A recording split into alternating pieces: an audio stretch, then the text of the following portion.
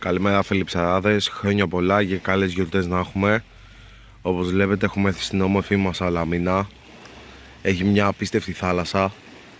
Έχουμε βγάλει ήδη 2 ψαράκια, έχουμε 2 μεγάλους χάνους. Έχουμε κατέβει με δολώματα κρεβάτι και μονοδόγια. Έχουμε πάρει μπόλικο δόλωμα.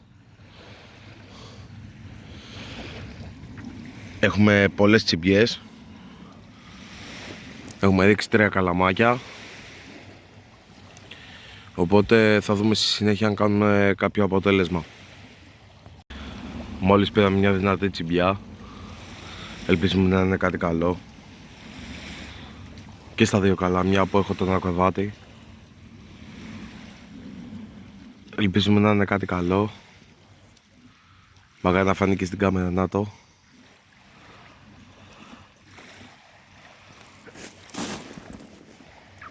Απίστευτη μέρα έχει σήμερα, μάγκες.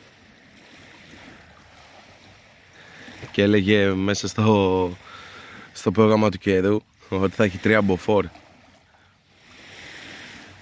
Δεν το νομίζω, η θάλασσα είναι απίστευτη σήμερα. Στην πανέμορφη Σαλαμίνα μας. Ένα ωραίο λιθρινάκι ήρθε στην αρματοσιά μας. Οπότε συνεχίζουμε. Καλησπέρα ξανά. Μας έχουν μείνει λίγα δολώματα. Έχουμε αφήσει το τελευταίο καλάμι τώρα να φαγωθεί το δόλωμα για να πάμε στο σπιτάκι μας. Η ψάρια μας είναι αυτή.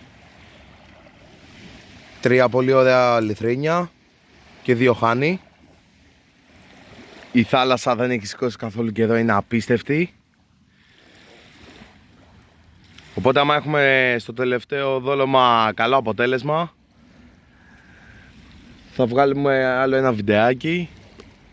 Μείνετε συντονισμένοι γιατί θα ανέβει καινούριο βίντεο. Κοιτάξτε τη μαγεία εδώ της Σαλαμίνας. Καλή συνέχεια να έχετε. Καλές γιορτές και καλό νέο έτος να μας έρθει. Με πολλά ψάρια.